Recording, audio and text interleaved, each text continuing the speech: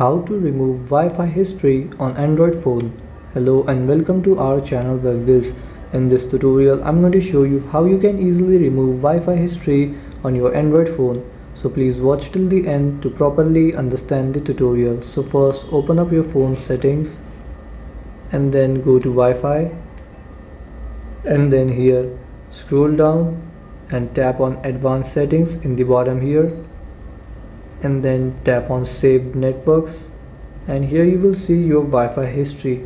So if you want to delete a specific Wi-Fi history, so for example if I want to delete this, just simply tap on it and then tap on forget network. But if you want to delete all of your Wi-Fi history, tap on edit here in the top right corner and then tap on select all and then tap on delete, and all of the Wi-Fi history will be deleted. And so this is how you can delete or remove Wi-Fi history on your Android phone. Thanks for watching.